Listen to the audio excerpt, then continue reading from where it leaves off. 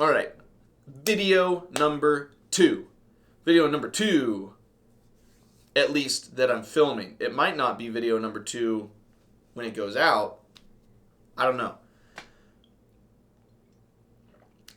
Devon's already getting ahead of himself. Timestamp.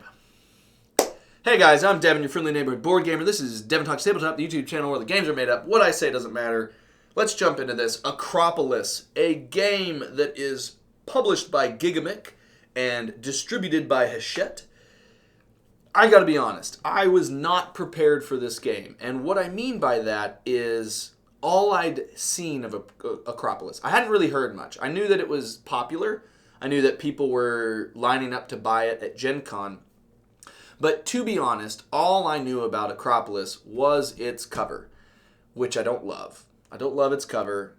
I don't love the art on it. And it's just, I don't think it's objectively bad. I think I subjectively am not interested in that style of art. It looks very cartoonish or very bland. Not bland. Bland's not the right word. It's non-specific. And I mean that in the sense that it could be anything. Akropolis could be any type of game based off of the cover because it is a generic Greek image. And so I knew nothing about the game. I had no concept of what it was, what the game was. I had no real bias or understanding going in. All of that to say, now that I've gotten that qualification out of the way, it was really good. It was quite a lot of fun. It is a tile laying game in which you have, you start off with a triangular 4-hex starter piece, and then you connect 3-hex additional pieces and build out a city that's got all of these different spaces. You've got like lakes or water spaces, you've got park or green spaces, you've got these military outposts, you've got yellow markets, and you've got these purple temples. And those are the different types of buildings that you have, and then you have to both have the buildings and the buildings being met by the requirements of them. Yellow markets don't want to be near other yellow markets because they don't want competitive edge, or they don't want competition from other markets. Words. So markets want to be isolated from each other. Purple temples want to be surrounded by all other hexes. They want all 6 of their sides covered. Military outposts want to be on the fringes. They want to at least have one of their hex sides at the edge of the board. So they want to be the opposite of the temple. They don't want to be surrounded. Then you have green spaces, which can be anywhere and have no requirement other than being in your city. And then you want blue spaces, and only the largest blue connected zone of water scores. So you really want large water features, preferably just one that you continue to connect across the whole game. All of those, though, have to have their requirements met, and then they have to have stars associated with them. So there's tiles that have those buildings on them, and then there's tiles that have stars associated with that color. The more stars you have, the more each of those spaces scores. So if you have 6 stars for yellow markets, that means every market space scores 6 points. But on top of that, as you build out your city, you can overlay a tile on top of 3 hexes on the first layer, as long as it's at least 2 different tiles. You can't overlay directly on top of one tile with another tile in that exact configuration. It has to be overlapping at least 2 tiles underneath. But it covers 3 spaces because each tile is 3 spaces. And then what that does is that increases the value of each of those spots on the second layer from 1 point, or from like 1 valuation of that type to 2. So if a market is on the first floor and you have 6 stars, that one market is going to score you 6 points.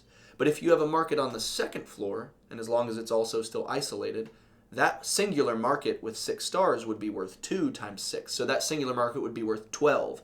So there is a need to both build out and build up a little bit to increase the point valuation for each of those places. And the reason why that's important is because it's tile drafting from a row. And the first in the row is always free. But any tile that you want after that, you have to pay 1 stone for the additional space it's away from the front.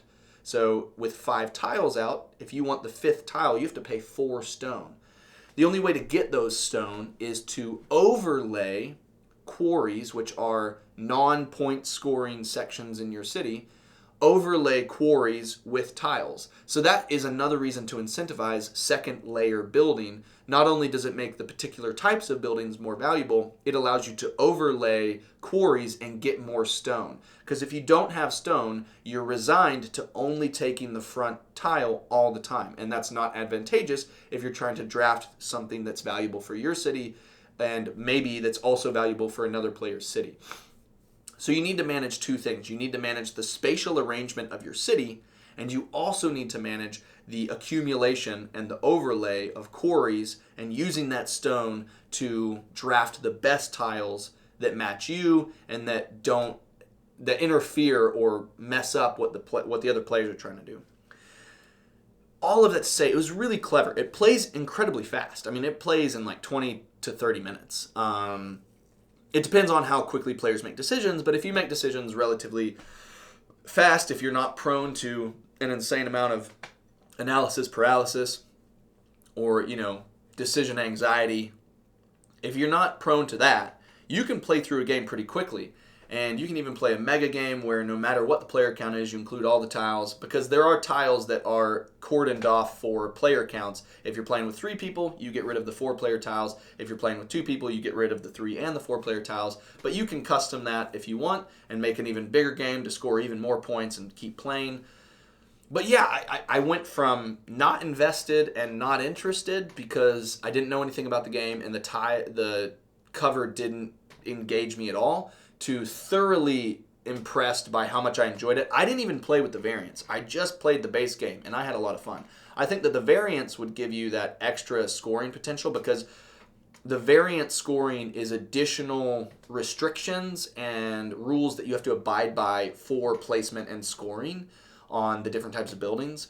And I think that would be really cool because it would give you that little bit of variation in terms of the requisites that you're building for. So I was mightily impressed by it, and I think my son, it's simple enough that children and beginning gamers would not be overwhelmed by the decision space. It's very inviting. It's a very inviting game, and it's very visually pretty when you get the components on the table. Again, I don't love the cover, but that's a moot point at this stage. The components are very, very thick, satisfying tiles, and the artwork is very nice and colorfully, artfully done. My son, who's 8, almost 9, he would really enjoy it. My sister, who likes visual pattern games, would really enjoy it. It has a wide appeal, I think, for what it does as a game.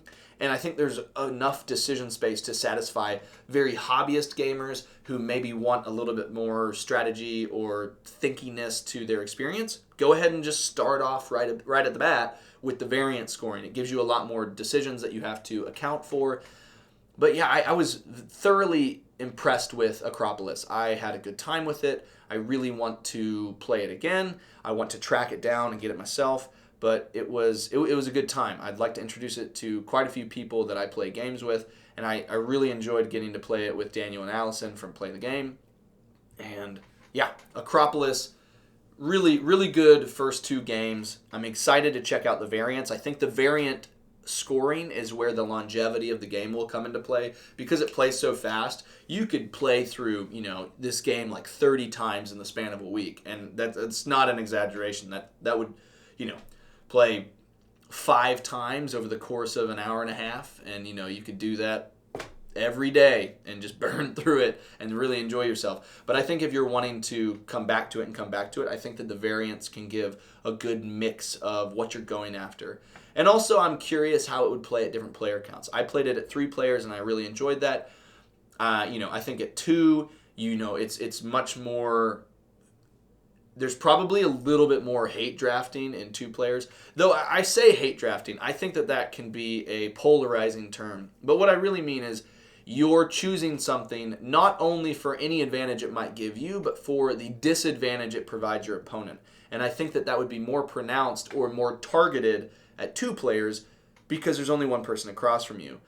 And so every decision you make is both a direct how it affects you and how it affects the only other player at the table. So I think this would also be fun at 2-player for that kind of thinky back and forth battle that you'd be playing as to what makes the most sense to draft. Because it's not like if I make a decision for player C, player B could still do something that makes what I have done immaterial. So with player A and player B being the only ones, everything you do has a direct influence, and it might not be enhanced or mitigated by what any other player does. So I really liked Akropolis. I'm excited to play more. This is, again, published by Gigamic and distributed by Hachette, I believe. Hope you guys check it out. If you've played, let me know. I know that a lot of you maybe went to Gen Con or are maybe familiar with the catalog of stuff by Hachette. They also are familiar. They have quite a conglomeration of different publishers that they work within, and I already like them. I like Knit of Lear. I have Knit of Lear and Thing of Lear. I'm interested in checking out what the next expansion is. So they've got a lot of games that I'm interested in, but this was one I wasn't expecting and was quite happy with. All right. Whew, talking. I need to keep going. Let me know what you guys think about this one. Curious, because I was happy and I was pleasantly surprised. Definitely pleasantly surprised. Okay. I like drinking from this cup when it's not morning, because I think it's just funnier to drink from a good morning cup when it's not the morning at all. Yeah, it's like 4 o'clock in the afternoon here. See you guys.